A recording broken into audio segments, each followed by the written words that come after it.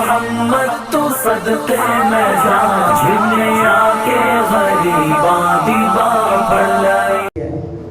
اور اسلامی سال کی انتہا بھی سفر کرتا پر خون کے چھٹے بکھیرتی ہوئی شروع ہوتی ہے. اس سے ہمیں سبق ملتا ہے کہ مسلمان ہنستا ہے، کودتا ہے، کھیلتا ہے، عیاشیاں کرتا ہے، وقت ضائع کرتا ہے، اور اسے دین اسلام کے تقاضوں پر عمل پیرا ہونے کا خوف نہیں ہے. اسے سوچنا چاہیے کہ مسلمان تو وہ ہے کہ جس کی ابتدا بھی قربانی سے اور اس کی انتہا بھی قربانی سے. تو پھر کس حساب سے وہ بندہ اس طرح خوشیاں مناتا ہے. اور مسلمان کے لیے تو سب سے بڑی جو اصل ہے وہ گریہ زاری ہے. جتنا گریہ زاری سے، رونے سے بندے کو مقام عظمتیں ملتی ہیں اور کسی عبادت سے نہیں ملتی. تو تفصیل میں جائے بغیر تو آج میں انشاءاللہ العزیز محرم الحرام کے حوالے سے اپنی گفتگو کا آغاز کر رہا ہوں.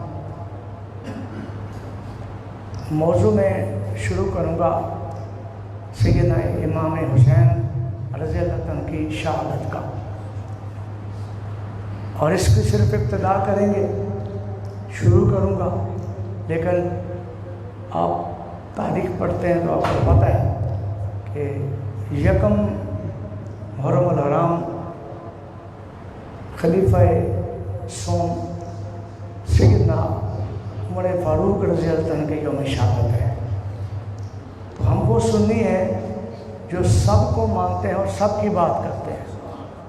تو آپ نے تشریف لاتے ہیں، آپ کو پتہ ہوگا کہ میری عادت ہے کہ میں ہر بات جو بھی وہ موقع مال ہوتا ہے، وہ ایونٹ ہوتا ہے، اس کے مطابق کرتا ہوں تاکہ اسلاف کی بارگاہ میں ہماری حاضری لگ جائے. اور جو اپنے اسلاف کو مانتے ہیں، اپنے اسلاف سے پیار کرتے ہیں، اسلاف کی یاد مناتے ہیں، وہ کبھی رائے مستقیم سے منحرف نہیں ہو سکتے. کیونکہ انہی لوگوں نے ہمیں سب کچھ سکھایا ہے، انہی کی زندگیوں سے اپنے دین اسلام کو ہم نے سیکھا ہے. اس لیے ان کی یاد کرنا یہ ہماری سب سے بڑی دولت ہے. جو ان لوگوں کو فراموش کر دیتا ہے یا انصاف کا تقاضا پیش نظر نہ رکھتے، کسی کو یاد کرتا ہے، کسی کو بھول جاتا ہے، یہ بات نہیں ہے. ہمارے جو دین اسلام کی عظیم یہ جلیل القدر ہستیاں ہیں، انہوں نے اپنی پوری زندگی میں ہمیں پریکٹیکل کر کے دکھایا ہے کہ اسلام کس کو کہتے ہیں اور اسلام کے تقاضے کیا ہیں. تو اس لیے میں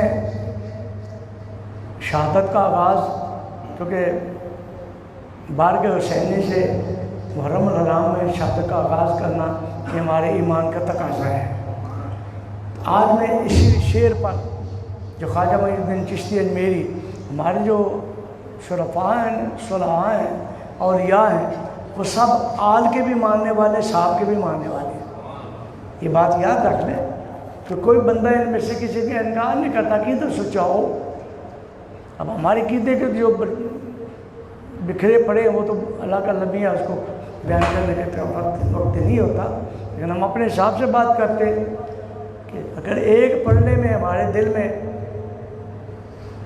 صحابہ کرام کی محبت ہے تو دوسرے میں اہل بیت کی محبت ہے. اور صحابہ کرام کی محبت بھی اللہ رسول کی محبت ہے، اہل بیت کی محبت بھی اللہ رسول کی محبت ہے. کہ یہیں سے ابتدا ہوتی ہے، یہیں سے انتہا ہوتی ہے. تو ہمارے خواجہ معین الدین چشتی اجمیری سلسلہ چشت کے اہل سنت جماعت کے عظیم ثبوت ہیں. بہت بڑی روحانی شخصیت میں سے شخصیت ہے جن کو رسول اکرم صلی اللہ علیہ وسلم نے خود ہند میں بھیجا تھا کہ جائیں آپ اسلام کی ڈیوٹی وہاں جا کے دیں. اور وہ اپنی مرضی سے نہیں آئے بلکہ نبی کریم صلی اللہ علیہ وسلم نے آپ کو یہاں ڈپیوٹ فرمایا تھا. اور ماشاءاللہ آج تک ان کا فیض جاری ہے. اور وہ عظیم وہ طاقتیں رکھنے والے کہ ایک نگاہ سے 90 لاکھ کو مسلمان بنا دینے والے. تو انہوں نے شہادت حسین کو ایک شعر میں سمو کے رکھ دیا. اور جب آپ محبت کے ساتھ اس شعر کو پڑھتے ہیں نا تو آپ کو پتہ لگ جائے کہ کیا شان ہے. یعنی پورا واقعہ کربلا کو، شہادت امامین کریمین کو انہوں نے ایک شعر میں سمو دیا ہے۔ فارسی زبان میں ایک شعر لکھا، بس وہ شعر پڑھ کے میں آگے چلوں گا۔ کیا فرماتے ہیں؟ شاہ است حسین، شاہ است حسین، فارسی میں عربی میں شاہ بڑے کو کہتے ہیں۔ بادشاہ ہو، چاہے روحانی ہو، چاہے ظاہری ہو، چاہے باطنی ہو، کسی بھی معاملے میں شاہ اس کو کہا جاتا ہے۔ ذات کے لحاظ سے بھی سید ہو تو اس کو بھی شاہ بولتے ہیں، لیکن شاہ بولا جاتا سید سید ہوتا ہے، وہ شاہ سے بھی اوپر ہوتا ہے حال رسول کی نسبت کی وجہ سے۔ تو آپ کیا فرماتے ہیں؟ شاہ است حسین، امام حسین رضی اللہ عنہ سید ہے، شاہ ہے، شہنشاہ ہے۔ تو خود ہی بتایا، شاہ است حسین، بادشاہ است حسین۔ تو فرق ظاہر کر دیا، شاہ اگر بڑا ہے تو اس سے بڑا بھی بادشاہ ہوتا ہے۔ اسے شعر کا ترجمہ ہی کروں گا، اس میں بہت ساری چیز۔ شاہ است حسین، بادشاہ است حسین، دو باتیں کرنے کے بعد ارشاد فرماتے ان کی کوالٹی کیا ہے، ان کی خاصیت کیا ہے، ان کی شان کیا ہے، ان کا مرتبہ کیا ہے۔ فرمایا دین است حسین۔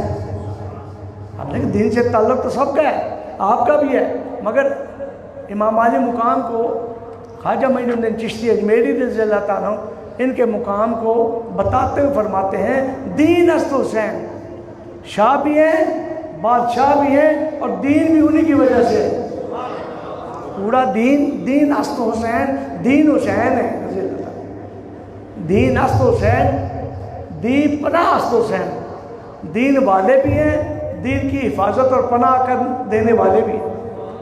اور آپ نے تاریخ میں آئے کہ بات انشاءاللہ میں اگلے جمعے سے باقاعدہ اور عمل کے آغاز شہادت امام حسین کے حوالے سے بات شروع کروں گا۔ قرآن حدیث کی روشنی میں جتنا وقت ہمیں ملے گا آپ کی بارگاہ میں حاضر لگوائیں گے، پھر آپ کو انشاءاللہ ہر چیز کھل کے نکھر کے سامنے آ جائے گی۔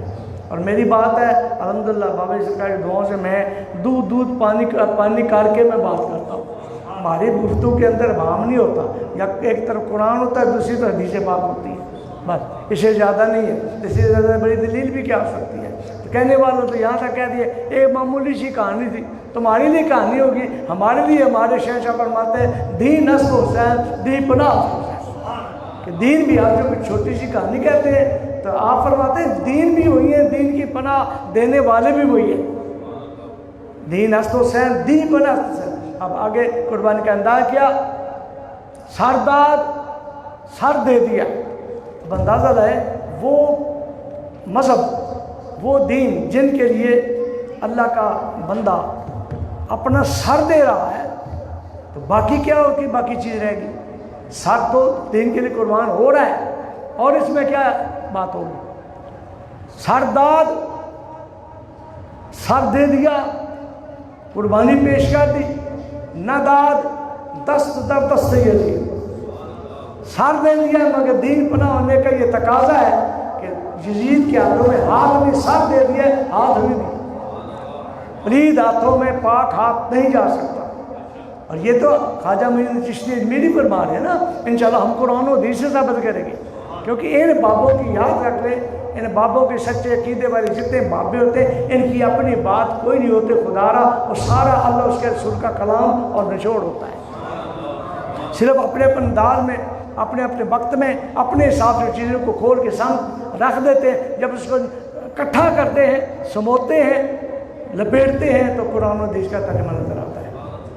تو آپ فرمائے دین است حسین، دی پناہ است حسین، سرداد، عمر داد، عثمان داد، علی داد۔ یہ کون ہے؟ یہ ان کے بیٹے ہیں سارے۔ اب جنہوں نے اپنے بیٹوں کے نام عثمان، عمر اور علی کے نام پہ رکھے ہوئے، کیا محبت نہیں ہے؟ یہ دشمن ہے، یہ محبت ہے۔ جس سے محبت ہوتی ہے اسی کے بیٹوں پر اپنے بیٹوں کے نام رکھے جاتے ہیں، محبت ہوتی ہے۔ محبت نہ ہو تو لوگ چڑھتے ہیں، یہ نام میں نے رکھنا نہیں ہے، یہ میرے دشمن کے بیٹوں کا نام ہے۔ دشمن ہوتے تو وہ نہیں، وہ جتنے محبت سکھا کے گئے کوئی محبت سکھا ہی نہیں سکتا۔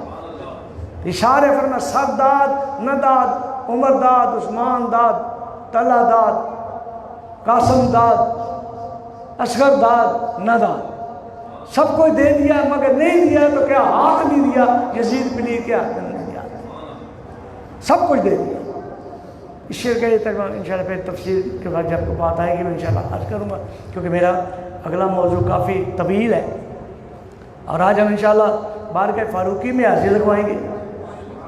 سیدنا فاروق اعظم رضی اللہ تعالیٰ نے وہ جری، جوان، بہادر، اسلام کے عظیم سپوت کہ جس سے نام سنتے کیسر و کسریٰ والے بادشاہ کانپ جایا کرتے تھے۔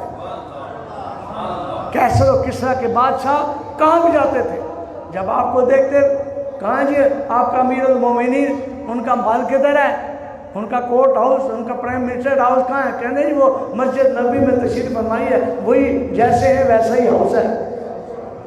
مسجد سے جن کو پیار ہوگا خدا کی قسم مسجد سے بڑھ کر کوئی اور گھر اور کوئی تخت اور کوئی ہاؤس ہو ہی نہیں سکتا جو اللہ کا گھر ہے اس سے بڑھ کر، مگر بات سمجھنے کی ہے۔ اور جس طرح فاروق اعظم سمجھے نا کہ مسجد کا مقام کوئی نہیں سمجھ سکتا، باتیں لوگ کرتے ہیں، وہاں جا کے دیکھا ایک روڑا سا اینٹ لے دے، اینٹ نیچے لے کر سوئے ہوئے، مسجد نبی رام فرمائے وہ ہے، دیکھتے ہی وہ کانپ گئے۔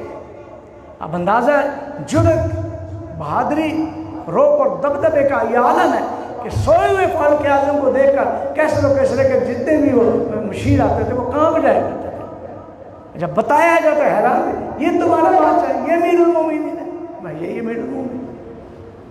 اس میں بڑی تفصیل طلب باتیں میں انشاءاللہ صرف آپ کی بارگاہ میں، کیونکہ وقت اتنا ہوتا ہے، حاضر لگوانے کی کوشش کروں گا۔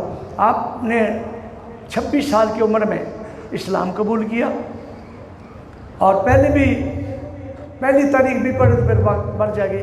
اسلام سے پہلے بھی آپ نے کبھی بت پرستی نہیں کی، کبھی آپ نے شراب نہیں کی، اور کبھی گناہ والا کام نہیں کیا۔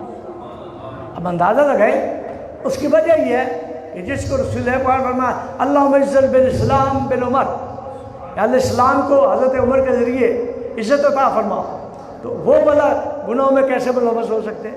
اللہ نے انہیں پہلے پاک طیب و طاہر کر کے رکھا ہوا تھا، کثرت تھی تو صرف کلمہ پڑھنے کی، باقی سب تک پاکیزگیاں آپ کے اندر پہلے موجود تھیں۔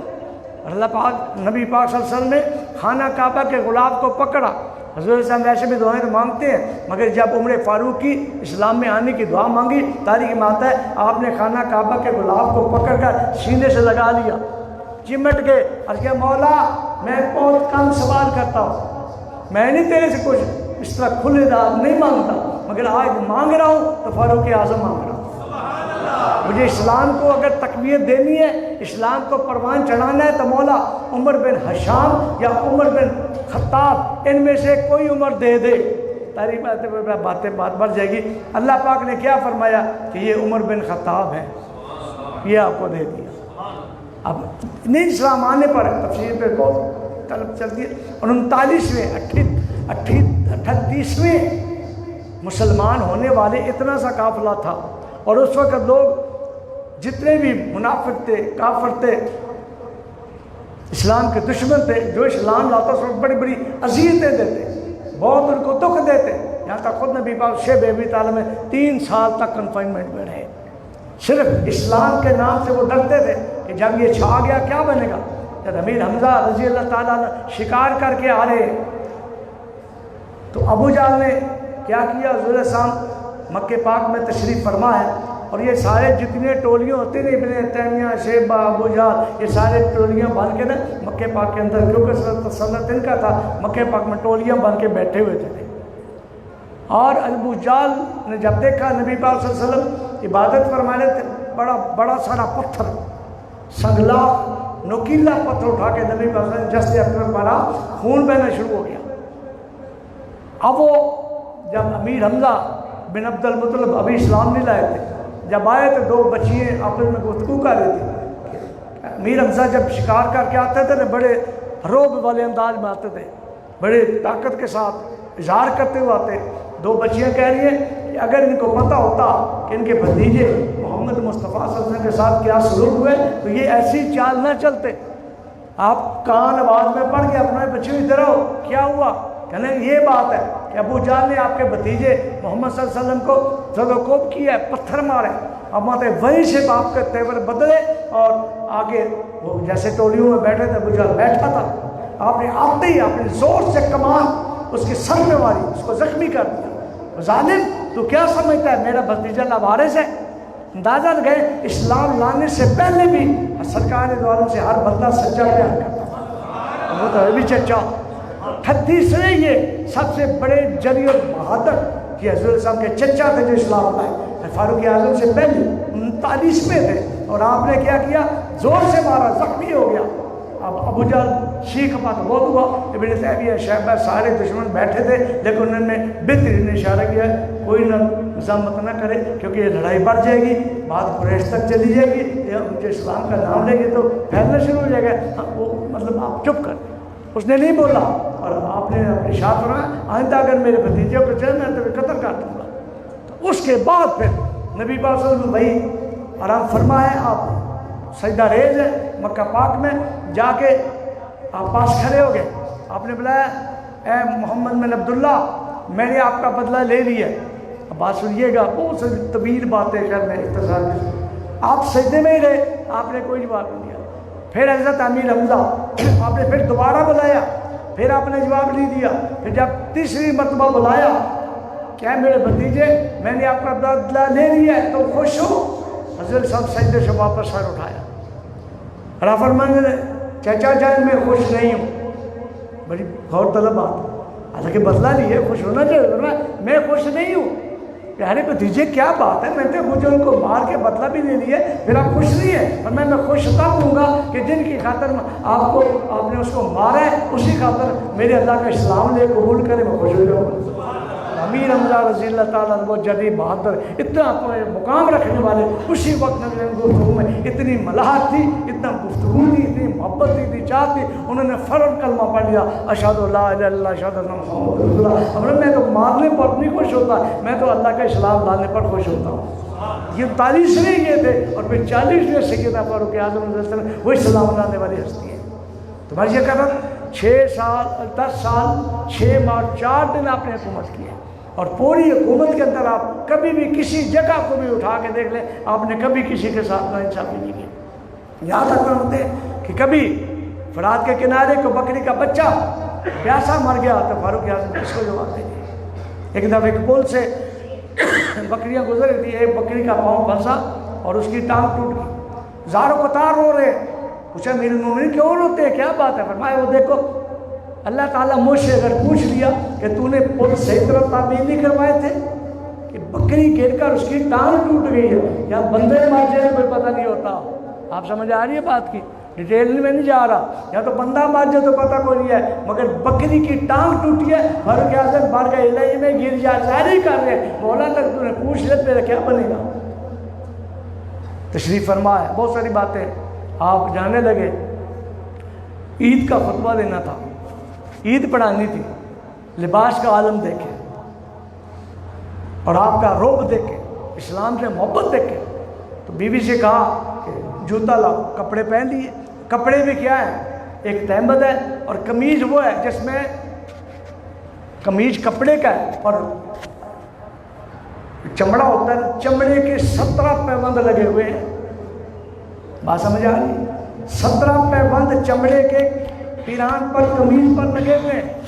تو ہمارے تو جناب ایک چپل بھی ہو نا، جوتے بھی ہو، وضو کا لباس الگ، سونے والی الگ، فنکشن میں جانے والی الگ، جوتے 3 4 10 جوڑے نہ لٹکے ہوئے ریکن ہو کے آئے ہوئے، کب کون سا پہنا ہے کون سا پہنا ہے۔ فاروق اعظم آپ کی شانوں پہ قربان جائے، ایک جوتا ہے اور منگوایا بیوی سے کپڑے کو، جوتا لاؤ، جوتا لا کے پیش کیا۔ عرض کرنے کی سرکار اب اس کو گانٹھ کے اتنی جگہ نہیں ہے کہ دوبارہ کوئی تروپا یا گانٹھا جائے اس کو، اب جگہ ہی نہیں ہے گانٹھنے کی۔ آپ کو بات سمجھ آ رہی ہے؟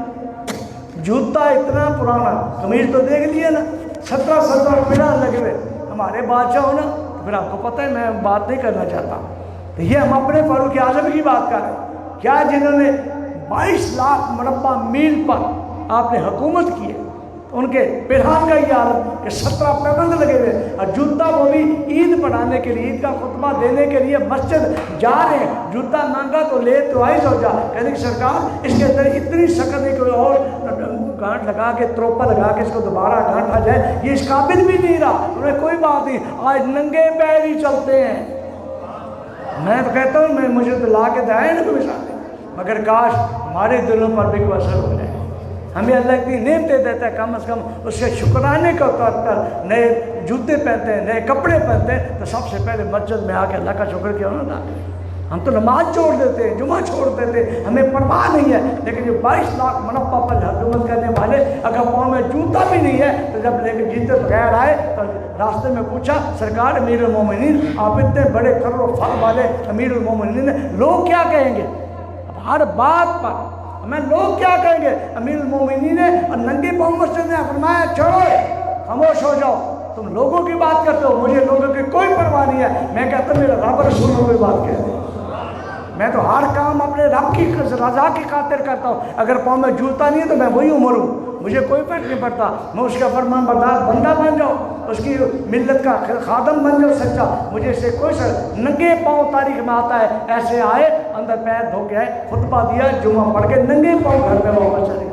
तो दिखाए भाई का लाल, आप ईद का अदा करेंगे जी, आपकी अदा करेंगे। बड़े बड़े PM CM मिनिस्टरों को कुछ आप कहाँ ईद आओ ईद पढ़िए, तो फारूक आज़म ने सीखो कैसे ईद पढ़नी है। हो अल्लाह का घर जहाँ भी हो जैसा लिबास हो, आपको अल्लाह ताला ने इतनी शान अता फरमाई। नबी पाक सल्लल्लाहु अलैहि वसल्लम खुद आपने फरमाया मेरा उम्र वो है कि अगर जिब्रील अमीन 9.5 उम्र नूह तक, उम्र नूह जितनी मेरे उम्र फारूक की तारीफ करता रहे तो उम्र फारूक का मुकाम बयान नहीं कर सकता। 950 साल कोई फरिश्ता जिब्रील अमीन 950 साल तक मेरे उम्र की तारीफ करता रहे, उम्र फारूक का मुकाम बयान नहीं कर सकता। और ये आपका मुकाम था, इंतहाई मोहब्बत के साथ हर बात अपने अल्लाह की रज़ा के लिए किया करते थे, कभी किसी चीज़ की परवाह नहीं करते थे। 3 मिस्र वाले लोग आए, एक बंदा आया तो आपने पूछा कि अमीरुल मोमिनीन आप बेटे बैठ गए मसला बैठ गए। 3 बंदे आपने उम्र फारूक मस्जिद नबी में तशरीफ़ फरमाए। अब बंदा मिस्र वाला जो मेहमान आया था जाकर उसने देखा तो तीनों बंदों का जो रहन सहन शक्ल शुबात थी गुलामों वाली थी, यानी फटे पुराने कपड़े पहने हुए, फटे पुराने कपड़े पहने हुए। तो उन्हें आके बताया जी वहाँ तो वो 3 गुलाम हैं, अमीरुल मोमिनीन तो नज़र नहीं आते।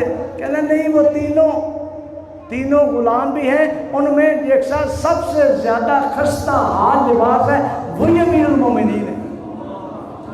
एक रोटी खा रहे थे तो वो 2 गुलाम आ गए, अब खाना खाने लगे। अपना एक रोटी में कोई बात नहीं, जी भर के खाना को ज़रूरी नहीं है।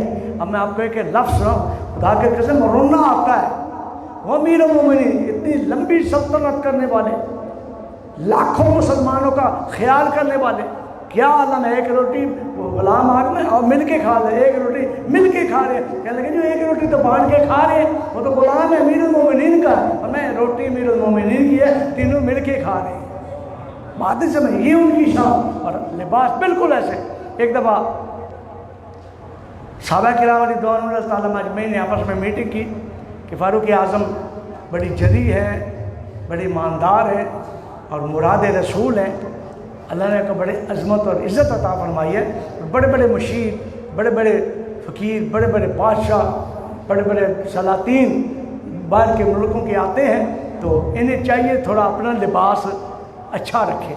समझ आई बात। और जो पैबंद लगा हुआ कुर्ता है ना, उसकी निगाह जिसके पर पड़ती थी ना, उसको समझता है कि बाहर कुछ और है, अंदर कुछ और है। हमारी तो इज्जत करती है ना, लिबास ज़रा सा ना हो जाए लोग क्या कहेंगे। नहीं, और मानते मैं कभी ज़िंदगी में लोगों को नहीं देखा। जब वो जूता पहन के आए ना, आपने फरमाया जूता नंगे पाँव देखने वाले, तो मेरी सीरत को इतराज़ करके देख, मेरी सीरत पे उंगली उठा के दे। अगर ये नहीं है मेरी सूरत का अमल है इंशाल्लाह, तो फिर मुझे लोगों का कोई फ़र्क नहीं है, मेरा अल्लाह मुझसे राज़ी हो जाए, मुझे कोई ज़रूरत नहीं। तो आपने लोगों सहाबा के नाम ने मशवरा किया कि फारूक आज़म को कहते हैं कि आप काम पहले नबी पाक सल्लल्लाहु अलैहि वसल्लम का ज़माना था, उसमें भी बज़ाहिर मुफलसी थी, गुरबती। सिद्दीक़ अकबर का ज़माना है, उसमें भी थोड़ा मुफलसी थी, गुरबती, इतना पैसा नहीं था। जब फारूक आज़म आए तो बैतुल माल के ढेर लग जाते थे, जो चीज़ आती ढेर मस्जिद में भी भर जाती थी। तो सहाबा किराम ने सोचा, इनको कहे कि आप उनमें से एक कमीज़ अपने रख लें, क्या फ़र्क पड़ता है, एक कमीज़ रख लें, क्योंकि बड़े बड़े दूर से लोग आते हैं, देखेंगे तो क्या कि कोई धाक नहीं बैठेगी। मुसलमानों को बादशाह तो ये आलम है। साहबा ने मशवरा किया तो साहबी में से एक साहबी अर्ज करने लगे, ये कहेगा कौन, ये जुर्रत है, ये बादशाहत है, ये तमकनत है, ये रोब है।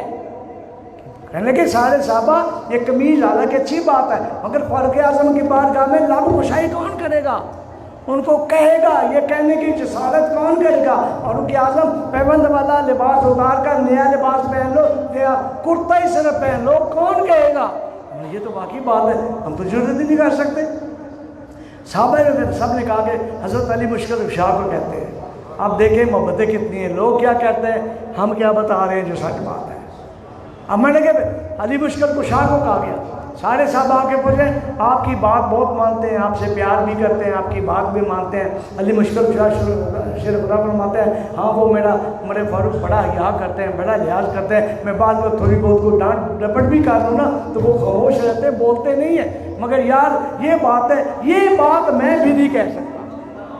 और तो मैं कोई बात होती तो मैं कह लेता। उमर फारूक को अपना प्यान और कुर्ता बदलने के लिए नया कुर्ता जेब तन करने के मैं नहीं कर सकता, मेरे अंदर जरूरत नहीं है। अब अंदाज़ा लगे आपस में यहाँ एक बात क्या निकलती है, उमर फारूक अली मुश्किल कुशा के आपस में मोहब्बत कितनी है, हया कितना है, खलूस कितना है, चाहत कितनी है कि एक दूसरे से बात करते हुए याद करें। आगे बड़ी मोहब्बत की बात है, ये है उनका प्यार। लड़ाइयाँ करने वाले, अलग करने वाले, दुश्मनियाँ वो खुद दुश्मन इस्लाम के। तो खैर अब अली मुश्किल कुशा ने कहा, फिर एक मोहब्बत की और कड़ी चलती है। आपने शाह फरमाया कि आप ना उम्मुल मोमिनीन मोमिनों की माँ हज़रत आयशा सिद्दीक़ा रज़ी अल्लाह तआला अन्हा के पास चले जाओ, वहाँ जाके ये बात करो। अब जो आयशा सिद्दीक़ा अली शेर खुदा के दरमियान जंग दलाल क्या क्या दुश्मनियाँ फलान टिगान, देखो अली मुश्किल कुशा तो अपनी अम्मा की तरफ भेज रहे हैं। अगर लड़ाई होती दुश्मनी होती तो वहाँ क्यों भेजते। मैं हर बात पर रट निकालता हूँ, मगर चूँकि वक्त इतना इजाज़त नहीं दे, मैं तसार के साथ बताना चाहता हूँ। अली मुश्किल कुशा ने कहा अम्मा जान के पास चले जाओ, बीबी आयशा सिद्दीक़ा के पास चले जाओ। जब बीबी आयशा सिद्दीक़ा को बताया गया, साहबा पीछे खड़े हो गए। आपने आयशा सिद्दीक़ा रज़ी अल्लाह तआला ने आपने रुका भेजा तो फारूक आज़म को 20 मुरीद थे, उनके पास बैठे थे। रुका देखा, तारीख में आता है काम गए। अब बात नहीं लफ्ज़, ये तारीख है सही। रुका देखा, बीबी आयशा सिद्दीक़ा अम्मा जान का रुका है, काम गए, लफ्ज़ गए कि मुझे उम्मुल मोमिनीन नबी अपनी ज़ौजा ने बुलाया, काम गए डर से। ये दुश्मनियाँ बनाए फिरते, बाबा यही तो मोहब्बत है। वक्त हो ना, मैं कहता सारा दिन फारूक आज़म की बात हो, क्या बात, पूरा दीन का दीन है, पूरे चलते फिरते इंसाइक्लोपीडिया फॉरएवर, हमेशा के लिए। तो आपने फिर वहाँ पहुँचे, सारे साहबा भी साथ हैं, और अंदर जब गए तब बीबी आयशा सिद्दीक़ा पर्दे में थी, तो आप जाके वहाँ अत्तहियात की सूरत में बैठ गए। अब मैं एक एक बात पर बात करूँ तो क्या शानें टपकती हैं अपनी अम्मा जान के सामने। आप आँख भी उठा के, हालांकि पर्दे में है, पसे पर्दा है, फिर भी आँख उठा के नहीं देख रहे कि अम्मा जान उम्र मोमिनीन है, कहीं बेपर्दगी हो जाए, वहीं नीचे आँखें करके अत्तहियात की सूरत में बैठ। पर्दे में भी आयशा सिद्दीक़ा रज़ी अल्लाह तआला अन्हा ने इरशाद फरमाया, उमर फारूक पहले ज़माने में मुफ्ती थी, थोड़ी हालात सही नहीं थे। जब हालात अच्छे हों, वाफर चीज़ें हों, रिज़्क़ अच्छा हो, कपड़ा अच्छा हो तो पहनना चाहिए। तो आपने अपना जी अम्मा जान बिल्कुल पहनना चाहिए, जायज़ जाए कर नहीं, फरमाया जायज़ है। तो फरमाया फिर आप भी ऐसे करो ना, ये सारे साहबा हैं, ये कहते हैं कि आप नया कुर्ता ही, सिर्फ एक नया कुर्ता सिला के पहन लें, ताकि जब बाहर को कौंसलेट आते हैं, डेलीगेट्स आते हैं, बड़े बड़े मेहमान या मिनिस्टर आते हैं, फिर उनके सामने बैठते हैं, हमने दबदबा फरमाया, दबदबा में मेरे रसूल पाक सामने मुझे मोहब्बत वाला, रोब वाला, इस्लाम वाला दबदबा दिया है, वो कमीज़ के सामने कोई हैसियत नहीं रखता। मेरा अपना दबदबा जो इस्लाम का है वही काफ़ी है। लेकिन उसके बावजूद आप बोलते नहीं है। आपने शायद फरमाया अम्मा जान जैसे आप फरमाते हैं, और अत्तहियात की सूरत में ऐसे बैठे थे। जब कह दिया तो बीबी आयशा सिद्दीक़ा फरमाते हैं, उमर फारूक क्या क्या फिर सोचा है। जब सारों को उठाया तो माते दाढ़ी आंसुओं से तर थी, फारूक आज़म की दाढ़ी मुबारक आंसुओं से तर थी। बीबी आयशा फरमाती है इतने फारूक आज़म नहीं रोई जितना मैं रोई पे। क्या फारूक आज़म तेरे नबी पाक के तरीके पर चलने पर कुर्बान जाऊँ, इतनी मोहब्बत ایک آپ ایک قمیض کا کہا تھا، رونے لگے. آپ بی بی عائشہ کو صدیقہ صحابہ جاؤ، تمہاری اور بات ہے، میری اور بات ہے، فاروق اعظم جو سوچتے ہیں ان کی اور بات ہے. اور آپ نے کیا اماں جان، اب جیسا لباس کہیں گے میں پہننے کو تیار ہوں، مگر رنگ مجھے اپنے محمد مصطفیٰ کا ہونا چاہیے. کیا آپ نے کرتا ایسا پیران والا جس میں پیبند لگے ہو، کیا آپ نے نہیں پہنا؟ اگر نہیں پہنا تو میں بھی پہن لوں، میں بھی چھوڑ دوں گا. اگر آپ نے پہنا تو پھر مجھے رنگ مصطفیٰ پہ ہی رہنے دیں. انداز بات ہے نا، یہ لوگ محبت والے. لوگ تو پاؤں ننگے کی بات کرتے ہیں. آپ جب بھی حج کر لیں گے مکہ المکرمہ مدینہ المنورہ سے مکہ المکرمہ پیدل چلے گئے، پیدل گئے وہاں جا کے حج کیا. اور جب وہاں مدینہ پاک کے پاس جا کے مکہ پاک کے پاس جا کے پہنچے، سارے ساتھی بھی ساتھ ہیں. ایک درخت کا ایک تنا تھا، اس تنے کو آپ دیکھ کے لپٹ کر رونے لگے. صحابہ آپ بچوں کی طرح بل بلا کے رو رہے ہیں. صحابہ کہتے ہیں پوچھا یا امیر المومنین کیا بات ہے، کیا بات، کیا ہوا، آپ اتنا رو رہے ہیں؟ اس درخت کھجور کے تنے کا درخت ہے، اس کے ساتھ ایسے لپٹ کے زاروں قطار رونے لگے. پوچھا بات کیا ہے؟ فرمایا یہ وہ درخت ہے جس کے نیچے میں بیٹھ کر اونٹ چرایا کرتا تھا. یہ وہ جگہ ہے میری یاد کے لیے کہ جہاں میں اس درختوں کے نیچے بیٹھ کر اس جگہ پر اونٹ چرایا کرتا تھا. بڑے بڑے لوگ آتے، ارے کیا بات ہے، کیا مقام ہے؟ فرمایا چھوڑو، میرا کیا مقام ہے، میں عمر بن خطاب ہوں، خطاب کا بیٹا ہوں، میں اونٹ چرانے والے کا بیٹا ہوں. نہیں آج ہم تعریف کرتے ہیں تمہاں فرام منسٹر میں رشتہ دار لگ رہا ہے، لانا ڈی سی میں رشتہ دار لگ رہا ہے. کیا فاروق اعظم قربان جائیں جو سرکار ڈیوٹی اس کی بات کر رہے. اپنی حالت کے اللہ نے مانگ کیوں مر رہی ہے، مگر یہ نہیں فرماتے. یہ کہتے ہیں میری اوقات کیا ہے، میں اونٹ چرانے والے کا باپ بیٹا ہوں. میں جب اونٹ چراتا تھا 10 اونٹ تھے، ایک اونٹ کو آگے کرتا ایک پیچھے ہو جاتا، 2 آگے کرتا 2 پیچھے ہو جاتے. مجھے اپنے والد صاحب ڈنڈوں سے مارا کرتے تھے. کیا کرتا ہے، عربی ہو کر 10 اونٹ نہیں مار سکتا، تو کیسا عربی ہے؟ میں ڈنڈوں سے مارا کرتا تھے. مگر صدقے جاؤں یا رسول اللہ، آپ کے فضل سے، آپ کے کرم سے آپ نے آج اس اونٹ چلانے والے کے بیٹے کو 22 لاکھ مربع میل کی امت کو چلانے اور سنبھالنے کا ٹھیکہ دے دیا.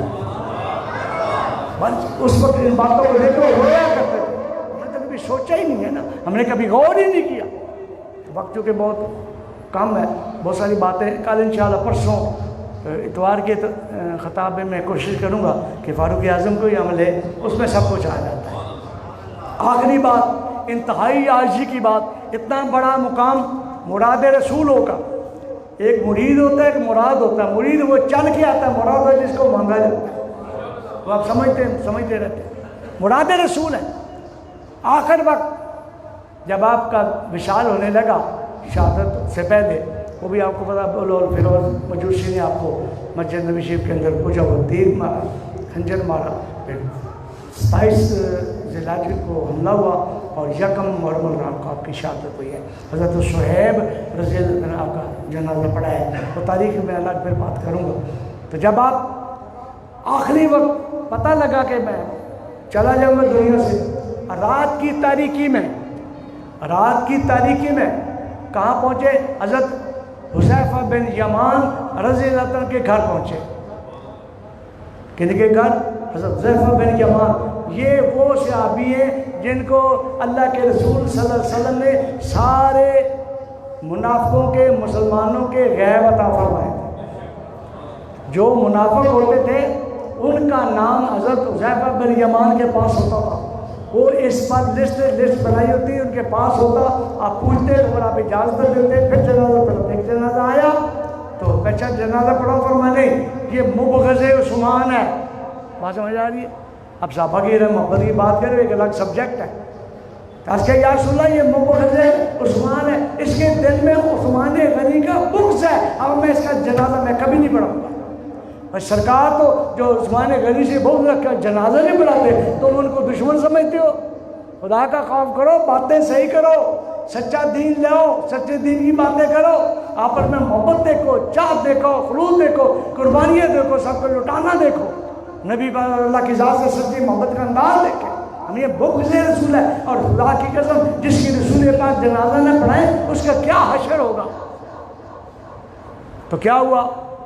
جتنے منافقین تھے ان کی لسٹ حضرت حذیفہ بن یمان کے پاس تھے۔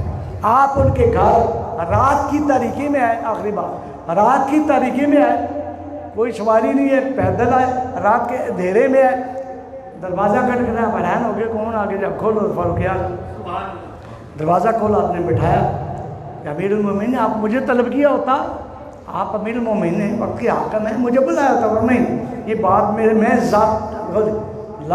میں ذاتی کام کے لیے آیا ہوں، یہاں سے آپ کو سمجھ آ جائے گی، میں اپنا گورنمنٹ کا کام نہیں ہے، سلطنت کا کام نہیں، میں اپنے ذاتی کام کے لیے، اس لیے میں اندھیرے میں آیا ہوں کہاں سے کسی کو پتہ نہ چلے، میں ذاتی کام لے کے آیا، اس لیے اندھیرے میں ہے، اور تیرے میرے سوا یہاں کوئی موجود نہیں ہے، مجھے بس صرف اتنا بتا دو، یقین جانا ڈھائیں مار کر رونے کو دل کرتا ہے، یا فاروق اعظم اتنا مقام اور عاجزی کی انتہا، ہمیں حذیفہ بن یمان وہ لسٹ نکالو، دیکھو اس لسٹ میں کہیں میرا منافقوں میں نام تو نہیں ہے،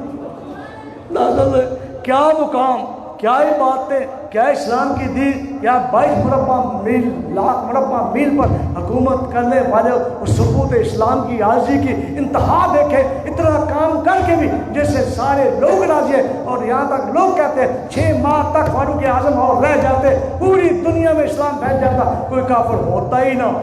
ان کی شان دیکھے، عاجزی کی انتہا، اللہ سے ڈرنے کی انتہا، بخشش کی طرف راغب ہونے کی توجہ کی انتہا دیکھے، میں نے کہا مجھے چپکے سے بتا دو، وہ لسٹ دیکھ کے بتا دو کہ کیا منافقوں میں میرے کہیں نام تو نہیں ہے، تو رو پڑے، کہنے لگے اے امیر المومنین، اے عمر فاروق اعظم، مجھے یہ تو پتہ نہیں ہے کہ آپ کو منافقہ میں نام ہے یا نہیں، میں نے جب بھی سرکار عالم صلی اللہ علیہ وسلم سے سنا، آپ نے فرمایا میرے بعد کوئی نبی ہوتا تو فاروق اعظم ہوتا، میرا عمر وہ ہے کہ جن کے سائے سے شیطان بھی بھاگتا، میرے فاروق زلزلہ آتا ہے درہ مارتے فرماتے کیا میں نے اس پر اسلام نافذ نہیں کیا، انصاف نافذ نہیں کیا، اگر چادر آگ لگتی ہے تمیم دانوی کو چادر دیتے، پھٹی پرانی وہ پیبند لگی چادر دیتے فاروق اعظم میں، اس کو ایسے پیچھے پیچھے کرتے جانا آگ ٹل جائے گی، وہ فاروق اعظم، یہ شان سنی ہے، میں نے تو سنا آپ نے رکا لکھا دریائے نیل کو مصر کے اندر نہیں بہتا تھا، 16 فٹ آج بہ رہا ہے، 1400 سال سے بہتا رہا ہے، میں نے یہ سامنے پڑھی ہے، یہ میں نے سنا ہے، منافقین بات ہی کوئی نہیں، مگر ان کی عاجزی کی انتہا دیکھے۔